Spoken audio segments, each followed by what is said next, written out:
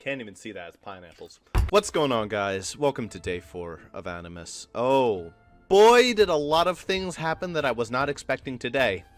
So, on top of Ethan giving me a new anime, Super also decided, episode 4 is kind of boring, so skip Keijo and go to something else. Oh, great. Let's just get right into it. Last day's episode ran a little bit long. Let's hopefully go for a shorter one. Who says as the episode's longer? Let's start off with, since I finished with it last time, let's actually start with Tokyo Tribe, episode 4. Now, today's episode of Tokyo Tribe was just as batshit insane as yesterday's, but it was still really cool. So we start off with a semi-recap of the last episode where, the sword samurai dude is pulling up in order to be locked into the bank vault, which wasn't really a bank vault. It was more like a pipe control, sort of close to the sewers, and that's sort of how those guys sneaked in. Anyway, we cut to this weird scene where the pretty boy dude has a Nintendo DS. It's very clearly a Nintendo DS, and this is how he's sending messages to the other Yakuza members. Or at least these were the members of the guy who got run over by the fucking car in the other episode. The last one. It's really weird.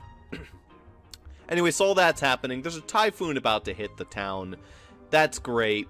So we have our good buddy Sword Yakuza, who has to fight the goons. He beats them pretty fast. He chops their fucking arms off. That was 100% wonderful. We keep cutting back and forth between I guess the controller of the plant that Sword Yakuza's at, and we have the boys, and they're like, hey, just stop the nonsense, stop the pipe flow, and they're like, fuck you, we have to drain the pipes so we can stop the flood from destroying the bridge, or something like that. We have Kai, who is the main guy, still running away from the gorilla dude. I was actually wrong. It does not look like the subway train is going to actually hit them. No, it's going in the opposite direction. So what we actually have is Pretty Boy breaking the glass, opening the train car, and tumbling out of it. It's fucking ridiculous.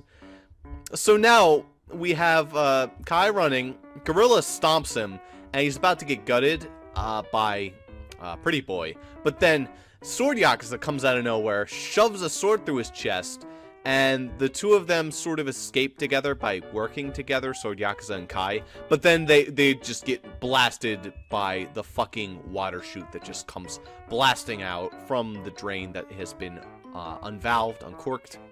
But that's okay, because we cut to Pretty Boy Yakuza climbing up the stairs, bleeding out. He's like, oh, I can't die for a reason like this. The railing snaps, and he falls down to his death, splats on the ground. That's Pretty Boy down. We cut back to Kai. He is in the middle of the sewer, having a great old time in the dark. But then he sees the guy who died, and he's like, ooh, go out that way. I was like, okay, sure, you've become a great son, Fox. And he leaves. So the Sword Yakuza and him agree that, since they just got blasted by several tons of water, fuck it, we're gonna take a nice break. I'm just gonna leave and do my own thing. He goes back to the Yakuza while Kai goes back to the diner. It's here that we learn for the first part, if it wasn't already totally obvious, that the waitress does have a crush on Kai, but that, again, was super stupid obvious. This makes Bucktooth Man pretty upset, but that's okay, because they all agree under Bucktooth's idea to have a giant party, and that's gonna be great. But then we cut to Kai and manager and Bucktooth dude going to go get drinks from a vending machine. Manager goes off on his own, and he runs into another girl wearing glasses, so she's the love interest. It's 2006 animation, when the only redeemable relationship trait is that they both wear glasses. So it's basically a match made in heaven. He goes underneath the vending machine searching for a coin that she dropped, and it's all happy and good until he gets the shit kicked out of him by this guy in a hood. Kai comes in and intervenes, but that's okay, because that guy calls in a bunch of goons who, it's funny, because I think, I forget what this group is called, that Kai's a part of, but This other group is like the same group, but with one letter changed. I don't know why. I noticed that. Anyway, the three of them disperse, but we cut back one last time to the Yakuza members, which we have Sword Yakuza and Skunk reporting to Goosh Goosh Man. Goosh Goosh is very upset because his son is dead, and he says he's going to kill them all. This is pretty much going to cause a shitlord war. That's going to be great. That's okay. Kai's running. And then he runs into the prostitute from the first episode, the one who was smoking a cigarette with the very expressive lips, like that one, like long eyelashes, that one. And they basically go and hide out from the goons. But then she says, "Come with me," and they're going to go somewhere in the next episode. Hopefully that doesn't go anywhere wrong, but that is what happened in this episode. Another great episode. A lot of fun action. Yeah, pretty insane. It does seem like Pretty Boy's dead, of course, but the gorilla dude, the giant guy who looks like Binky, he's still alive, which is good. I don't know. But let's move on to another episode. So because we have two new shows, I think instead of cutting to a new show, I'm actually going to go with another one of the old shows next. Let's talk about ReZero episode 16? See, we started on 14, 15, 17. No, we're on 17, aren't we? Yeah, 17. So this episode starts right where the last one left off. The giant eyeball is apparently the white whale. Now, I don't know what the fuck the white whale is. I'm assuming it's a reference to Moby Dick. But apart from the obvious reference, it's a flying gigantic whale. Maybe it's a reference to Link's Awakening. I don't know. So the white whale is apparently, after the crowd of people, it appeared at this tree at this time. This thing is just obliterating everything because it's fucking huge. But that's okay, because Rem's like, you know what, Subaru, tell you what, you ride here with Otto, I'm gonna jump out of the cart and go fight the giant whale. Escape. And I'm like, great, 120 billion% smart idea. So she knocks him out with a throat chop, jumps out of the cart, starts fighting the whale, and then Subaru wakes up later with Otto. Now at this point, he climbs over the thing and he starts roughing up Otto, because he's like, turn around, you fucking idiot. He starts making those angry Subaru faces again. Gee, Mr. Krabs, you're getting all sweaty again. And Otto's like, fuck you, I'm not going back for that girl. That would be literally idiotic. And then a very weird line happens. Otto's like, who's Rem? And when I first saw this scene, I was like, Otto, the fuck? Like, what are you doing, Otto? Don't be a cunt. Just, it's the girl who went running that direction. Come on, I'm the one who's allowed to forget names. But even I remember Rem. But no, he's like, oh, who the fuck is Rem? So he just decks him in the face. And yet again, I feel like this image is very apt to describe my feelings towards Day 4. I feel like I just got sucker punched by the other two anime we're about to look through. But that's okay. So Otto is obviously annoyed. He's like, dude, what the fuck, bro? And Subaru's like, fuck you. It's Rem. And then the whale comes back. So the whale is clearly chasing after them. And then Subaru makes the revelation known to Otto that since the white whale is something called a ma beast, I guess it's like a mana beast, magic beast, something like that, the witch's odor on him, like somehow the witch's scent is on Subaru. So because of that, the whale is chasing him or something like that. Like the whale's after him. That's all I can assume, that because I sort of put two and two together. But that's okay, because Otto's like, you know, get the fuck off my cart.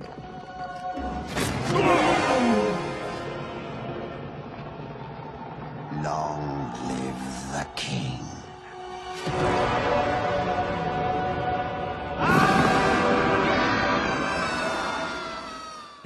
He just shoves him off the cart. It's all your fault! And away he goes. The white whale is about to close in, and he does the Sanzai, except it isn't the Sanzai, and that's okay because Subaru wakes up in the middle of a desolate field. That's great. He walks along the road. Otto's cart comes by, has some of the cult daggers on it, so it's very clear Otto just got fucking murdered. Rem's dead, Otto's dead, the entire party of merchants is dead. Pretty much Operation Save the Town is fucked. So Subaru rides into town, probably just to, like, take the death at this point. But that's okay, because he comes across some kids from the village who recognize him. So I'm guessing they appeared in some earlier episode. That's cool, something wholesome, some kids that actually like Subaru. Subaru just passes the fuck out. He's like, no, I'm done. But that's okay. He wakes up, thinks he sees Rem, grabs Rem's arm. It's actually Rem. So, this is the first time I get to meet Rem, apart from her dead corpse. And so far, what I can tell is that she is very monotone, very boring, and very clearly not the best. She is not even second best. She's probably somewhere behind the other characters. I can appreciate some of the girls that Subaru has to deal with, even if they are complete cunts.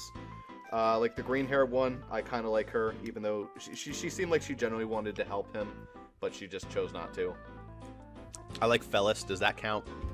Anyway, so Subaru talks to Ram about what happened a little bit, the whole white whale incident, and specifically about Rem. She's like, yeah, you know, your sister, she's fucking dead. Ram's like, what the fuck are you talking about? I got no sister. No, you do. You got a sister. Come on.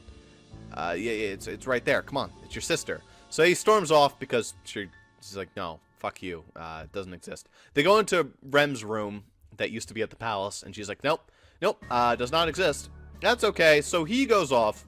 He's like, fuck it. I'm going to go talk to Amelia. So he does. He walks in the room. He's like, Amelia, I got to talk to you. And she's like, what are we doing? He's like, we're getting the fuck out of here. That's what we're doing. And at this point, I'm like, yes. That's very smart. Yeah, let's fuck off. And she's like, no, you're acting weird. I'm not going to go with you. But that's okay, because Subaru insists, and she says no. So, this kid is going to have white hair or no hair by the time he's 20, with how much he scratches his fucking head. He starts yelling at her, and we have this nice fishbowl angle, which is... This is what I feel like should have been what happened with Keijo episode 3 yesterday. Like, when you had that sideways angle, I thought they were going to go for, like, a fishbowl angle, sort of like coming out of a security camera. It gives, like, that feeling of being watched while also feeling claustrophobic. That would have been a better angle, although that would have been kind of weird for Keijo because she wouldn't have felt trapped or claustrophobic. It was just sideways. Anyway, stop talking about Keijo because... Anyway, he cries. He's like, fucking goddamn it. Let's just get out of here. And she's very distressed, Amelia, because she's like, why can't you just tell me? And he's like, I can't. And then we come to a revelation that probably happened in episode fucking 1 that I'm just learning now in episode 17, where Super's like, I can return after death, and then dark shadows fill the room. Bunch of hands come up at him, and they start clutching his heart. They like caress his heart, like that scene from Naruto when fucking Orochimaru pulls out like Naruto's heart. I think Sakura was there for that. That was a weird ass scene.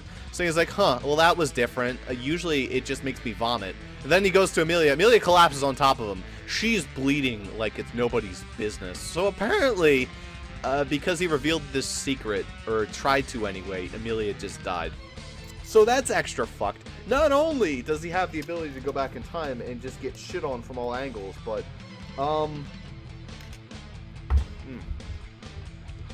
pineapples. But also, he can't reveal it to anybody. Great. 100%. So, screen darkens, turns red, and then we see someone called Beatrice, who I believe refers to herself in the third person. I think she calls herself BA or something like that. It's really weird. Anyway, this is the girl from the intro who has like butterfly pupils, which is really weird. I'm assuming that she's in on this thing somehow, that she's like some higher being. I guess. I don't know. She pushes him through some sort of teleportation wormhole. It's like, go die somewhere else. Because he's asking Beatrice, like, can you please just kill me at this point? It's like, no. But that's okay, because he falls in the middle of the cult, in the middle of the woods, where Beetlejuice just happens to be. I'm not sure what the fuck he's doing there, but that's okay. So he reaches out his hands of blackness from Shadow Ganon, tries to strangle him, but he moves out of the way. which makes Beetlejuice very upset, so he starts biting off his fingers, which is simultaneously amazing and also very gross. But that's okay, because he gets angry, sends more hands, and starts strangling Subaru, but then some furry cat from the sky who has Rem's powers starts shooting out ice crystals. Basically, is going to kill everybody, but that's it. That's the end of the episode. I'm not sure what's going to happen from there. What the fuck? Oh, I just feel even worse for Subaru now. He just wants to fucking die at this point, but if he dies, he's just going to go back, so what's even the point? Have to see what happens next. So then, I guess it's time to talk about what comes next, right? So we have Ethan's new episode and Zuper's new episode. I guess because Zuper's is a bit of a twist, I'm going to do his last. So let's move on over to the very expected Ethan anime, Love Live. Oh, God. Where do I even fucking begin? So, it starts off with the main girl, whose name escapes me. Hanako, I think her name is. Give me a minute. Honoka. Honoka is her name. Yeah, I got it. So she goes by Hono. So Hono. So Honoka. I seriously hope that is her name, because that's probably the only one I'm going to be able to remember other than Nico and Maki. So Hono runs forward through the cherry blossoms in the opening scene, and she starts singing, and she jumps off the stairs. It's a red light, so she's probably going to go collapse into traffic and get fucking obliterated. That's great. But that's the start of the episode. We cut to this student council talking about the school's about to be closed down. Very, very obvious plot line. But that's okay. Honoka is crying and sad. She passes out. And then we get the intro in all its 3D, very awkward glory. So it's a pretty good intro. It's better than I thought it would be. It's not a great intro. I think it's okay. The fucking actual beginning song where she's running through the cherry blossoms, I'm like, oh my god, that song is miserable. I seriously hope that never comes back.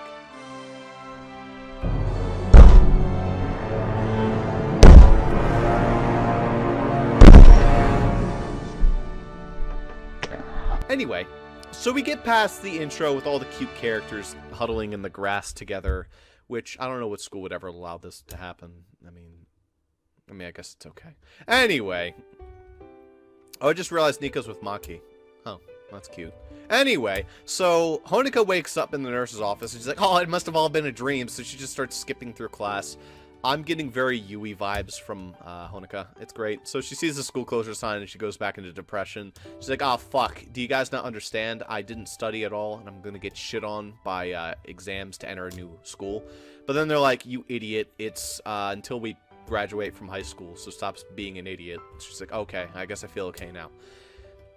But then they run into the student council president, whose name escapes me, and they also run into Nozomi, who I can only remember because of memes. Also, her eyes, like, never blink and never dilate. She just has, like, they're so radiant, but it's okay. Honoka is very upset. She's angry. She's like, I don't want the school to close, actually. Fuck that. So they start running around, making poses, thinking of what they can do to prevent the school from closing. Right now, the issue is that there's not enough classes, not enough students going to the school. There is very little reason to go to the school since all the club activities are ranking either non-existent wins or very, very minuscule wins. Just obscure shit. But that's okay, because we go to Honoka's family life, in which she has a little sister with red hair, don't ask. And she has a mother with brown hair, yet again, don't ask. It's just like, look at this. I guess hair dye, but I don't know. It's anime. I don't think anyone dyes their hair in anime unless it has streaks. And even then, sometimes streaked hair is just natural, like the girl from Gurren Lagann. But that's okay. Honoka's still upset, and she's like, fuck this. I'm gonna go figure out how to fix the school. Sees her mom looking at some old school photos. sees her mom being very participatory in her classes, and she's like, fuck it, I'm gonna go do something. So she takes her little sister's pamphlet, going to UEX or something like that, some school. Begins with a U. UTX, that's what it was. And at UTX, there's this thing where they have a bunch of school idols, and that is one of the main draws of the school. It makes a bunch of girls want to go there. She runs into Nico, who looks like a fucking molester, Nico the molester, except she's too small, I guess. She yells at Honoka because Honoka doesn't know shit about the school idols.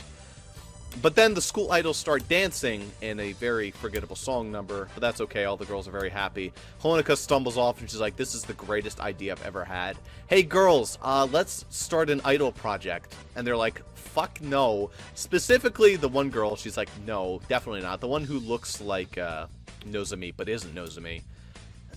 Then we cut back to Nozomi and the manager, who are trying to convince the president of the school to have the clubs continue, even though it's only 2 years left of clubs. Or 3 years left of clubs, anyway. Anyway, Maki is playing the piano. We cut to that. Honoka sees her, and she's like, that's beautiful. You should be an idol. And she's like, fuck you. And then we cut to best friend girl with blue hair, practicing archery, but she keeps getting distracted by the idea of shooting love beam arrows into an audience on an idol stage or something like that. She collapses in frustration, but that's okay. She has a flashback about Honoka, who's basically a little shit demon when she was a child, saying, hey guys, let's go climb that tree and die. But that's okay. Honoka, she has insane dexterity while the other girls are sliding down, probably to their deaths or to some super themed backstory. Anyway, so Honoka is out practicing by herself in the yard, thinking, you know, I'm going to become an idol. I'm actually going to give some effort towards this idea for once. To which her friends are like, you know what, why not? Let's go help her out.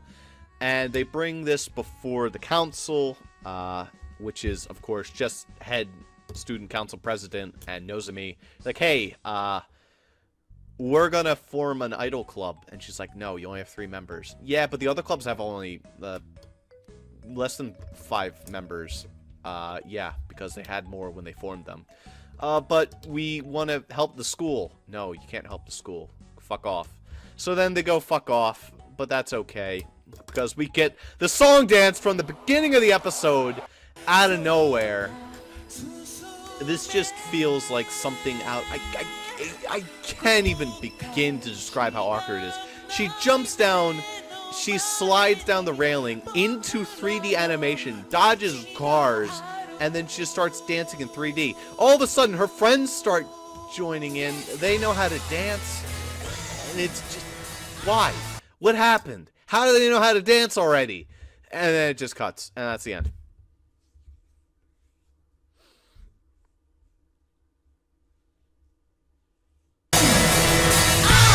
I think I'd rather be caught watching Keijo than Love Live. I'm gonna be perfectly honest. You gotta go from a special place to go directly from a manly shit show like Tokyo Tribe into Love Live.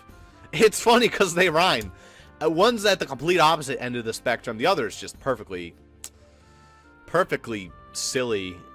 I mean, they're both silly, but the one is just Love Live. And oh my god. This is what Japan's into, huh? No wonder there's such a lolly problem over there. Anyway, give me some more pineapples. We move to our last episode. Zuper gave me a couple options. He said you could watch episode 4 of Keijo. And I said no. I mean, I would have if he forced me to, but since he gave me the option, he's like, you could also watch Tenkekai, or I think I pronounced that correctly, which is a show about a bunch of people, mostly girls, working at a comics shop. Just they sell novels, anime, DVDs, manga, doujin, arrow shit, and that's the whole thing. I love the opening image I got for this. It's just a picture of a goat, sexy, pulling down, unbuttoning his shirt. It's pretty great. But we cut to the main girls themselves. One's very klutzy and stumbles with the books. The other is very shy, I guess. I don't know. She has spiky teeth. One's tired constantly. And the other, it's just wearing the omnipresent shit-eating grin cat face, who is probably going to be one of my favorite characters. I can already tell. Usually when a character is just... when they have the courage to wear a huge fucking hat like that and looks like they're on a newspaper press, clearly they're going to be a great character. But then we cut to the main cast themselves. We get to see all the characters through the intro, which the intro was okay, a lot more quiet than I thought it was going to be. We have all our characters, those 4 I just mentioned. However, we also have 3 boys. At least I don't know if the girl wearing a hat is a girl or a boy. I'm going to assume it's a girl. I'm not certain. I've seen too many traps lately, so... for all I know, Love Live has a trap in there somewhere. Anyway, we do see the other 3 boys. One of them looks like Brock from Pokemon. One of them is a... I don't know how to describe him, sort of like a pretty boy. Other is Glasses Kid, and Glasses Kid is the character we get the most development for, but that's okay. We cut to the main issue of the episode. There's 2 of them. The first issue is that all the characters are currently sealing books, and the one girl who's tired is tired. She goes through the fucking machine and gets bubble wrapped. That was just a dream. That's okay. And then they start talking about Arrow manga, and they basically start picking on the one girl because that is hilarious. I guess? I don't know. And then they come across this really cool chick. Like, she has the air of coolness, and she works with the government and makes sure that kids can't come in and read the Arrow shit, which is 100% okay. I think they should make sure no one can read the Arrow shit because it's a bunch of lolly porn. But it's a different culture, so let's be accepting, I guess. So they realize they have to seal all the papers, which is going to take for fucking ever. That's okay. Brock is on the case, and the blonde-haired chick comes across Boys Love, basically just a Boys Love book. And she starts talking with the glasses guy, and it's like, hey, do you like Boys Love? And he's like, no. Do you like Boys Love? No. I mean, I don't know. And then, like, we cut to the flirty boy who has a shitload of pictures of her. Totally not creepy. Just all of her doing silly faces, which is probably what they do to me at work. I just don't know it. I'm going to have to go ask tomorrow, or the day after that. I don't know when I work. I've been on this vacation. Do I work tomorrow? Oh, I hope not. I have 2 finals tomorrow. Yeah, I'm going to have to tell them, hey, guys, I have 2 finals tomorrow. Anyway, so the guy with the glasses mentions he likes Pleasure Paradise, which is an absolutely great image. 100%. Thousands of likes. It's better than everything in Keijo so far, because, again, this is done purely for a joke and not for anything else other than that. But it's clear the 2 are trying to fuck with each other while also trying to trying to dodge shade.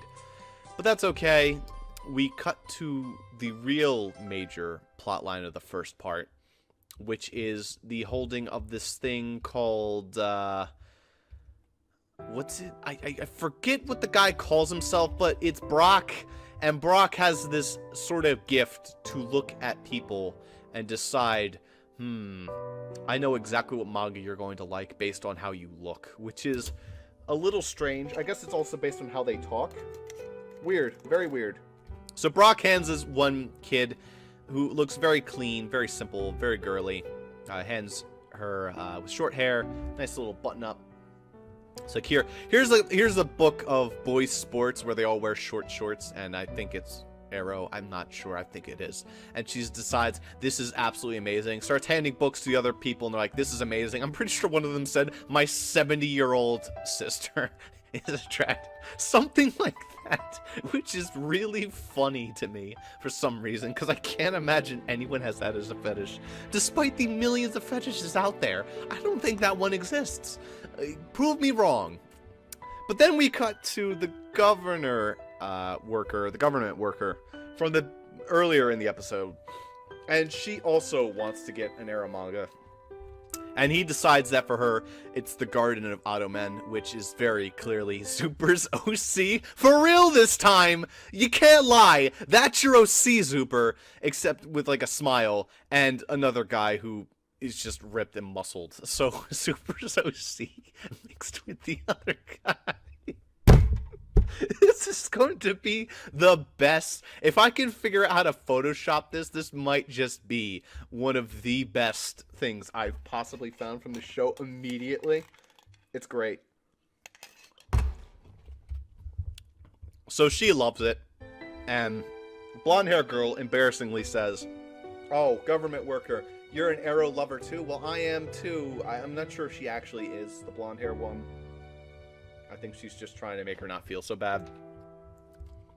But that's okay, because the arrow manga lady makes a passionate speech and says, "Everyone deserves arrow manga," and oh boy, it makes the whole crowd just break out into cheers. Oh, it's so powerful, so strong. And it's true. And that there's the fucking manga again with Super Susie. But we cut to the final part of the episode, which is part 2. This isn't really the final part, but like of the 2 stories, this is the second story, which by nature makes it the final story. And this one is about the tired chick who wears glasses, commenting that she is going to be going to the Comic Carnival, and she needs to make sure that she has everything done for the Comic Carnival.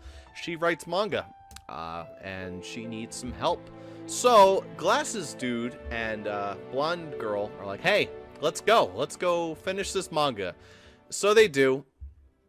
And it turns out that she is very hardworking, except when she isn't. She just starts crying and she gets tired. Basically me, when I'm going through multiple fucking papers and I want to fucking shoot myself. But it's okay, because the motherly instinct... You know, I've said, but it's okay about 300 times this episode, and then it cuts to. Let's do something different. But it's fine, because the girl with the blonde hair is very motherly and is able to bring Glasses Chick back into work. That is the end of that part. They leave to go for the episode. It's time to go. Glasses Chick has to do the rest of the shit herself. Blonde hair has to go back home. So does Glasses Dude. Glasses Dude decides, fuck it, I'm gonna go back and start helping. So he does. And they do. She is empowered by him going to go grab some Red Bull and some energy drinks. They drink that shit. They slam it down. And this is a great image. This would be how I'd feel after maybe episode 8. I'd get the second wind before collapsing into 11 and just slogging through 12 and 13. But that is not going to be relevant now, so unfortunately that cannot be after day 11. Maybe that's the feeling after day 13, although there's another feeling after day 13. It was like, I did it! Which we're going to get to. So they finish the manga. They get to the I did it part, and they're happy. They're done. This should have been the end of the episode, but no, it's okay. We have to go to Comic-Con. And they talk, like, oh, yeah, your book sold, except it didn't sell super well. Another gag where they cut to the women's restroom and there's a long-ass line. That's in every single Comic-Con scene, I swear. It's pretty much standard at this point. The women's restroom is always loaded. That's an American, Japanese, probably the whole world over thing. But the episode ends with the group who all went together running into the other guy, a pretty boy, and they all go back to the store and they have to start shrink wrapping and placing more ties onto the books. That's it. That's the end of the episode. So, overall, what did I feel about the show so far? I preferred to Keijo. I'll tell you that much. There were some funny jokes in there. Nothing too crazy so far. I'd say it's about equal with Love Live right now. Nothing too super silly. The best thing about Love Live was Honeka's faces, and the best thing about this show were the characters' reactions. Particularly the scene where the girl went through the shrink wrapping shoot. That was pretty funny. That's just a great image to have as like a desktop background, where her legs are just sticking out and she's like going through the chute. That's pretty great. Maybe I'll take the image of her face shrink wrapped and make that the image for episode or day 4. I'm gonna make that the day 4 lull instead of this guy getting punched in the face. But you know, I do feel like I got punched in the face because all of a sudden I have to watch 2 new shows. It was only going to be 1, but now it's 2. But that's okay. A little bit of change never hurt anybody.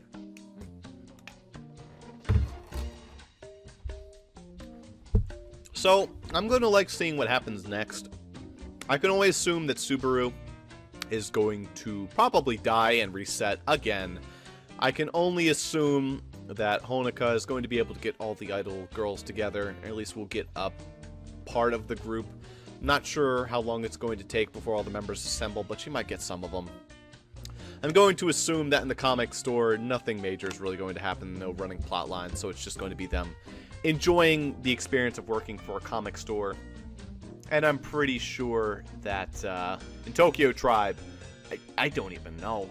They're going to have to get into this gang war, and that's going to be a complete shit show. So, I'm looking forward to tomorrow, as I occasionally say. Sometimes I say I'm not looking forward to tomorrow. I'm getting the feeling that eventually I'm not going to start looking forward to tomorrow, but who knows? Shows are all growing on me a little bit. I think Tokyo Tribe still holds top billing right now. Really starting to feel fucking bad for Subaru. Right now, Honoka is the best girl because she's the only girl that got character development. That might change, not sure. And the best girl so far in... how the fuck is this pronounced? Super, how'd you pronounce it? It was Denke Guy. The best character is still Brock. Brock is pretty legendary. He said like 2 words the whole episode. He whispered most of his words to the one girl. But I also feel like the girl with the hat might just become the best character. Who knows? We will see what happens. If you liked the episode, good. See you tomorrow for day